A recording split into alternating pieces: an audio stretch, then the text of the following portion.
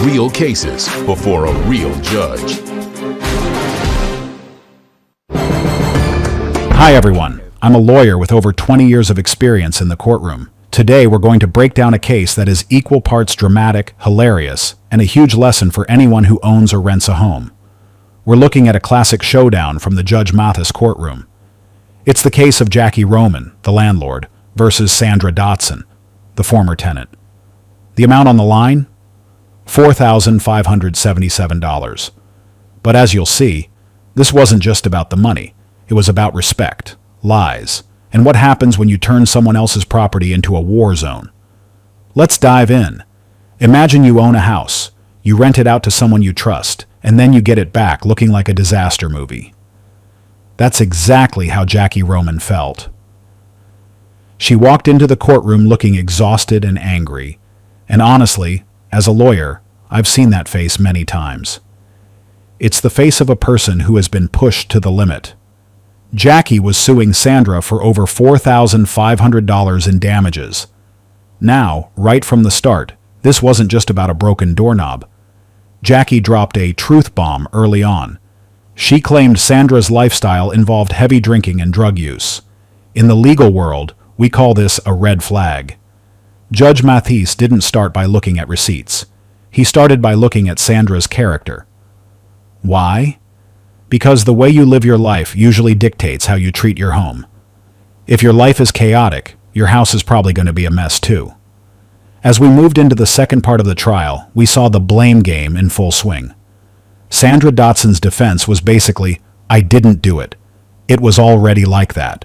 Or, "I don't know what happened." As a lawyer, I call this the disappearing credibility defense. The more you say, "I don't know," to obvious questions, the less the judge believes you. Judge Mathis is famous for his street smarts. He's heard every lie in the book. He started pointing out the holes in Sandra's logic. If you are a tenant and you say the house was already broken, a judge will ask, "Where are your photos from the day you moved in?" Sandra had nothing. Jackie, on the other hand, had a folder full of proof. In court, the person with the most paper, or photos, usually wins. This is where things got really intense. The trial shifted from "how much does a carpet cost" to what was actually going on in that house. Jackie didn't hold back. She described the house not just as damaged, but as disgusting. There were mentions of bad smells, filth, and signs of a life that had spiraled out of control. This part of the case was crucial for establishing cause. If Sandra was indeed using drugs or drinking heavily, it explains why the house was destroyed. Judge Mathis used his signature humor to call out Sandra's lies. You could see Sandra getting uncomfortable, shifting her weight and avoiding eye contact. In my 20 years of practice, I can tell you, when a defendant starts looking at the floor instead of the judge, they've already lost the argument. Final thoughts. This case was a perfect example of why property management is so tough. Jackie Roman wasn't just a landlord. She was a person who felt disrespected in her own property. Sandra Dotson wasn't just a tenant.